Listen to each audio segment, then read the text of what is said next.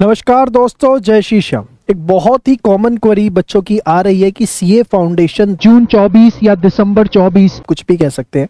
देखिए, सबसे पहले मैं बात करूंगा कि कैसे जो है हमें उसकी तैयारी करनी है। अकाउंट्स की अगर मैं बात करूं तो जितना आपने क्लास 11th में पढ़ा है, जितना आपने क्लास 12th में पढ़ा है, जैसे 11th में आपने पढ़ा होगा जर्नल एंट्री, ठीक है, वो आपको यहाँ देखने को मिलेगा। बड़ी डिटेल में वीडियो है, ध्यान से देखिए, काफ़ी आपकी हेल्प करेगी, आगे की कन्फ्यूजन खत्म करेगी। जनरल लेजर, फिर आपका ट्रायल बैलेंस हो गया, ठीक है ना। उसके बाद आपने एक सब्सिडरी बुक पढ़ा होगा, वो आपको यहाँ देखने को मिलेगा, ठीक है ना। फिर आपको बैंक रिकन्सिलेशन स्टेटमेंट देखने को मिलेगा, फिर आपको यहाँ पे रेक्टिफिकेशन ऑफ एरर देखने को मिलेगा, फिर आपको यहाँ बिल्स ऑफ एक्सचेंज आपको याद होगा, आपने देखा होगा, फिर आपको डिप्रिसिएशन यहाँ पर देखने को मिलेगा, ठीक है। फिर आपने 12th में ही 11th में याद होगा आपको फाइनल अकाउंट्स आपने पढ़ा होगा, वो आपको देखने को मिलेगा। हो सकता है कुछ बच्चों ने एनपीओ भी पढ़ा हो, तो वो भी आपको यहाँ देखने को मिलेगा। तो सर हमें तो कुछ पढ़ने की ज़रूरत ही नहीं है, सब कुछ वही है। बेटा, इतने सी इंस्टीट्यूट वाले पागल नहीं है, लेवल जो है कंपैरेटिवली टफ रहने वाला है। और अगर आप बात करें तो जैसे बीआरएस, इसमें आपको न्यू टॉपिक देखने को मिलेंगे, ठीक है ना। उसके बाद अगर मैं आपको बात करूं बिल्स ऑफ एक्सचेंज, यहाँ आपको न्यू टॉपिक देखने को मिलेंगे। डिप्रिसिएशन में आपको अच्छे खासे नए टॉपिक देखने को मिलेंगे। इवन एनपीओ के अंदर अगर मैं बात करूं तो आपको न्यू टॉपिक देखने को मिलेंगे, ठीक है ना। फाइनल अकाउंट्स के अंदर अगर मैं बात करूं तो यहाँ आपको न्यू चीज़ें देखने को मिलेंगी, ठीक है। तो काफ़ी जगह न्यू देखने को मिलेगा, और अगर पुराना है भी ना तो उसमें भी अच्छा खासा लेवल आपको देखने को मिलने वाला है। तो 11th के भरोसे मत रहिएगा, ठीक है, आपको एक सपोर्ट मिलेगा, मैं मना नहीं करता, लेकिन मैं ऐसा नहीं कहूँगा कि सिर्फ 11 जिन्होंने कर दी वो आँख बंद करके इसको कर पाएंगे। 12th का क्या सिलेबस देखने को मिलेगा, तो 12th में अगर मैं ब्रॉडली बात करूं तो जो आपका पार्टनरशिप आपने किया था वो आपको देखने को मिलेगा यहाँ पर, ठीक है ना। कंपनी में अगर मैं बात करूं, इशू ऑफ शेयर्स आपको देखने को मिलता है यहाँ पर, जो आपने अपना पढ़ा हुआ है किसके अंदर, 12th के अंदर डिबेंचर्स देखने को मिलेगा। क्या एकदम सेम लेवल रहने वाला है। पार्टनरशिप में लेवल जो है अच्छा खासा हाई देखने को मिलेगा। इसके अंदर भी लेवल ज़्यादा तो नहीं, बट येस आप मान के चलिए कम से कम 25 से 30% जो है ऊपर आपको इसमें भी लेवल देखने को मिलेगा। तो ये 11-12 का सिलेबस है जो आता है। इसके अलावा भी कुछ आता है, अरे क्यों नहीं आता भाई। इसके बाद आपको देखने को मिलेगा एक नया चैप्टर, एकदम जिसको आप बोल सकते हो इनकम्प्लीट रिकॉर्ड, ठीक है, अच्छा खासा हैवी चैप्टर है। तो ऐसा नहीं है कि नए चैप्टर्स देखने को नहीं मिलते, नए चैप्टर्स भी यहाँ पर आपको देखने को मिलते हैं, और अच्छा ठीक ठाक लेवल अपना होता है। सबसे बड़ी चीज़ यहाँ पर जो है, एक नई चीज़ जो होती है रीजनिंग बेस ट्रू फॉल्स, जो कि 12 नंबर के अंदर आते हैं, और ये एक अपने आप में बहुत यूनिक चीज़ होती है। तो ये जो है मोटा मोटा अपना सिलेबस यहाँ पर रहता है, ठीक है। पेपर पैटर्न की बात करूं तो क्वेश्चन नंबर 1 आएगा जो कि 20 नंबर का होगा।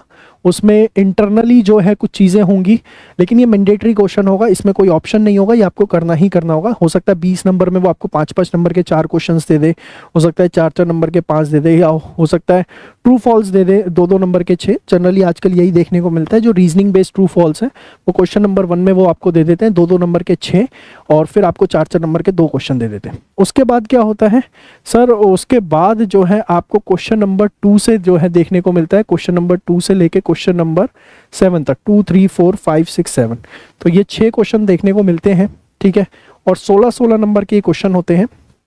इंटरनल पार्ट्स हो सकते हैं कि 16 नंबर है तो 10 नंबर, 8 नंबर, 8-8 नंबर, ठीक है ना, 12 नंबर और आपका 4 नंबर, इस तरीके से। और इन 6 क्वेश्चंस में से जो है आपको कोई भी 5 क्वेश्चंस जो है वो करने होते हैं। और अकाउंट्स का जो पैटर्न है वही आपका मोर और लेस जो है आपका लॉ का पैटर्न भी रहता है। तो ये मैंने आपको अकाउंट्स के बारे में बताया। इसके बाद सर लॉ के सिलेबस में आ जाए। सर लॉ के अंदर जो है आपको सबसे पहले करना होता है इंडियन कॉन्ट्रैक्ट एक्ट। ये सबसे बड़ी चीज़ है। बच्चे इसको इग्नोर करते हैं, सोचते हैं सबसे एंड में करें क्योंकि ये सबसे बड़ा है, लेकिन मैं सभी बच्चों को जो सीए कोर्स शुरू कर रहे हैं उनको ये बोलूँगा कि इसको आपको सबसे पहले करना है, क्योंकि आपका सीए फाइनल तक का बेस है।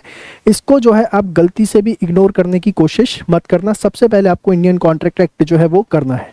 फिर आपको क्या करना है, फिर आपको करना है सेल्स ऑफ गुड्स एक्ट 1930, जो कि इसके बाद आपको इमीडिएटली करना चाहिए। फिर आपको क्या करना चाहिए, फिर आपको करना चाहिए पार्टनरशिप एक्ट, जो उसमें आपको देखने को मिलेगा, ठीक है।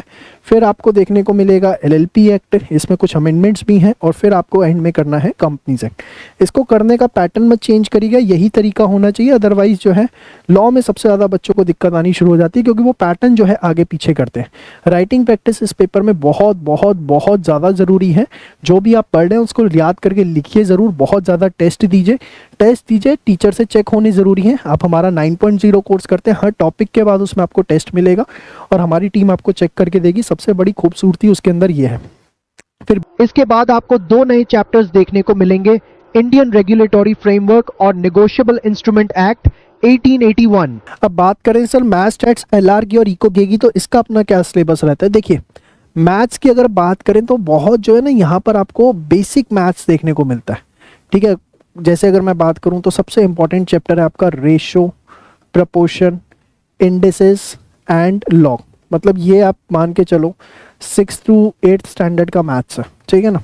इसके बाद जो सबसे इंपॉर्टेंट चैप्टर है वो नेक्स्ट है आपका टाइम वैल्यू ऑफ मनी। और ये चैप्टर जो है ना हर बच्चे को सीखना जरूरी है, क्योंकि आप फाउंडेशन में इसको पढ़ेंगे, फिर इंटर के अंदर एक पेपर आएगा फाइनेंशियल मैनेजमेंट, फाइनल में पेपर आएगा, वो सब जगह जो है ना इस चैप्टर का यूसेज होना होता है। तो इवन आप जाएंगे ना तो 40 नंबर का मैथ्स का पेपर है, लेकिन आप देखेंगे कि ये जो 2 चैप्टर्स है ना मोटा मोटा 18 से 20 नंबर का पेपर यहीं से आ जाता है। बाकी इसके बाद दूसरे चैप्टर्स भी हैं, जैसे अगर हम बात करें सीक्वेंस एंड सीरीज है, ठीक है, बहुत शॉर्टकट्स बेस है, ऐसा वहाँ लेंथी क्वेश्चंस नहीं होते, हमें शॉर्टकट्स यूज करने होते हैं और शॉर्टकट के बेसिस पे जो है पूरा का पूरा हो जाता है, क्योंकि एमसीक्यू बेस आंसर निकालने पे फोकस रहता है अपन लोगों का, ठीक है ना।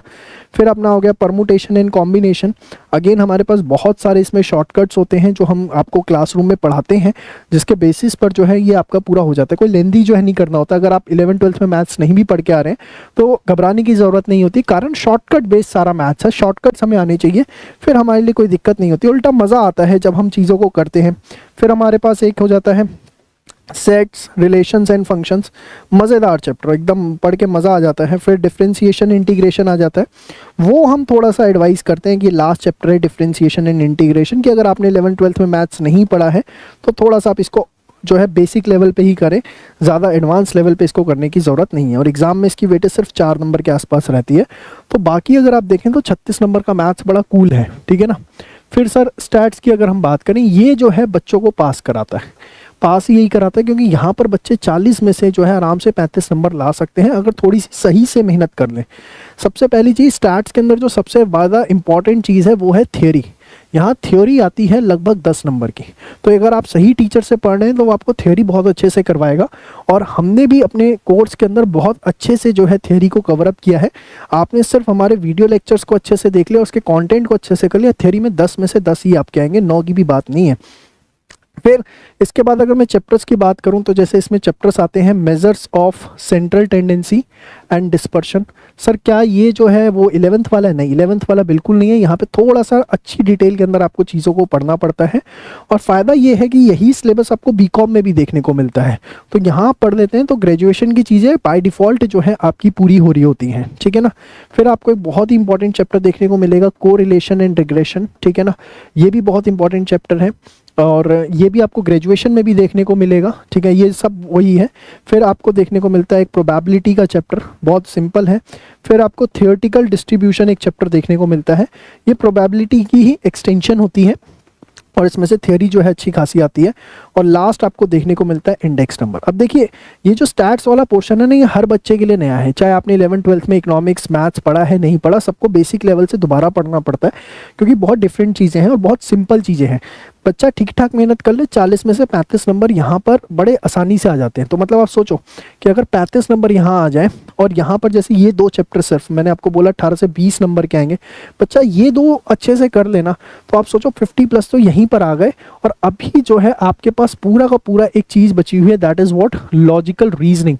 लॉजिकल रीजनिंग में सिर्फ हमारे पास 4 चैप्टर है, सिर्फ 4 चैप्टर हैं और वो आपके 20 नंबर के फ्री के हैं। फ्री मतलब एब्सोल्युटली फ्री, फिक्स क्वेश्चंस हैं वही आने हैं और आपने उतना कर लिया, कहीं नहीं गया। मतलब ये पेपर जो सबको सबसे ज़्यादा मुश्किल लगता है, अगर सिस्टमैटिकली समय रहते हुए मेहनत शुरू कर दें, 3 से 4 महीने प्रॉपर इसे दें, जिसमें स्टार्टिंग में सबसे पहले हम लोग स्टैट्स करें, फिर हम लॉजिकल रीजनिंग करें और अंत में जो है हम मैथ्स के ऊपर आए, तो 75 नंबर लाना इस पेपर में सबका कॉपीराइट है। क्योंकि 35 नंबर यहाँ, 20 नंबर हम यहाँ लाएंगे, कितने हो गए 55, और 20 नंबर जो है हम यहाँ मैथ्स के अंदर लाएंगे, तो 75 तो सबके आएंगे। बाकी मैथ्स बहुत अच्छा है और जितना अच्छा होता चला जाएगा तो फिर वो नंबर आगे चलते चले जाएंगे। हमारे कोर्स की बात करें तो अभी तक का हमारे यहाँ से 97 का हाईएस्ट है मैथ्स स्टैट्स एलआर का। क्योंकि हमने इस पर बहुत अच्छी रिसर्च की हुई है, एक्सटेंसिव रिसर्च जो है हमारी है। और परफेक्ट प्रैक्टिस बुक आती है हमारी मैथस्टैट्स एलआर की, बहुत यूनिक वैरायटी के क्वेश्चंस जो एग्जाम में देखने को मिलते हैं या आ सकते हैं, उसको ध्यान में रखते हुए हमने उस बुक को डेवलप किया हुआ है। तो यहाँ पर आपको जो है सबसे प्लस पॉइंट मिलेगा। सर फिर आते हैं इकोनॉमिक्स के ऊपर। ये तो पूरी वही होगी sir class 11th and 12th वाली। अगर आप चैप्टर लेवल पे बात करेंगे तो आंसर इज यस कि आपको जो चैप्टर है वही देखने को मिलेंगे। लेकिन अगर आप कंटेंट की बात करेंगे तो कंटेंट जो है आपको यहाँ पर बहुत ज़्यादा एडवांस देखने को मिलेगा। ठीक है, जो आप 11th 12th में पढ़ के आते हैं वो बहुत बेसिक होता है, बेसिकली वहाँ आप शॉर्ट रन पढ़ के आते हैं, यहाँ आपको लॉन्ग रन भी पूरा का पूरा पढ़ना होता है। ग्राफ्स की जो है इन्वॉल्वमेंट बहुत अच्छी रहती है। इसके बाद आपको 5 नए चैप्टर्स देखने को मिलेंगे। Determination of national income, public finance, money market, international trade and Indian economy. तो आपको समझ में आया होगा कि हमारे पास क्या है, उसका सिलेबस क्या है, किस तरीके से पढ़ना है, क्या पढ़ना है और कैसे हम उसको कर सकते हैं। सर सबसे पहला पेपर हमें कौन सा शुरू करना चाहिए? सबसे पहले आपको हमेशा मैथस्टैट्स एलआर फर्स्ट प्रायोरिटी पे शुरू करो और साथ में लॉन्ग टेस्ट खूब करना, टेस्ट बहुत देना। मैथस्टैट्स एलआर में खूब आपको टेस्ट देने हैं। सर बच्चे फेल क्यों होते हैं सीए के अंदर?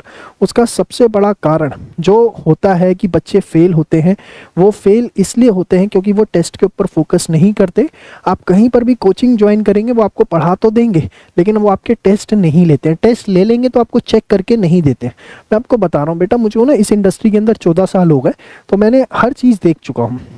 आज हमारा सीए फाउंडेशन 9.0 कोर्स लगभग जो है 7,000 से ज़्यादा बच्चों के पास है। वो उसका कारण ही यही है क्योंकि उसके अंदर हम आपको वीडियो लेक्चर्स देते हैं, लाइव क्लासेस होती हैं। लाइव क्लासेस एक तो जो हम कंटेंट कराते हैं वो होती हैं, दूसरा हमारे टीचर ना सुबह सुबह आके बैठ जाते हैं 9 बजे और कहते हैं बेटा पूछो जब तक डाउट पूछने हैं। उसकी एक अलग टीम है जो आपके 1 to 1 एकदम डाउट लेगी, जैसे आप वीडियो कॉल पर किसी से डाउट ले रहे हैं, वहाँ नहीं समझ पाए फ़ोन करके डाउट पूछ लो, इतना आपको हम सपोर्ट देते हैं। पेपर आप करके देते हो तो जो MCQ बेस्ड पेपर है इसका रिजल्ट तो इंस्टेंटली आपको पता लग जाता है और ये भी पता लगता है कि ऑल इंडिया लेवल पे आप लोग कहां पर खड़े हुए हैं। जो पूरे इंडिया से बच्चे देंगे उसके बीच में आपकी क्या रैंकिंग आ रही है, तो एक आपको जो है मोटिवेशन भी मिलता है। एक कोचिंग में जाएंगे आपका कंपटीशन 20 से 25-30 बच्चों के बीच में आप अपने आप को जज कर पाते हैं, लेकिन क्योंकि हमारे पास ऑल इंडिया से बच्चे हैं, इतने बच्चे बढ़ रहे हैं, तो जब आप एक टेस्ट देते हैं तो आपको पता लगता है कि भाई 10,000 बच्चों ने इस टेस्ट को दिया है, मेरी रैंक 300 नंबर पे आई है, 200 पे आई है, 1 नंबर पे आई है, 5,000 पे आई है। तो एक बहुत अच्छा मोटिवेशन आपको मिलता है।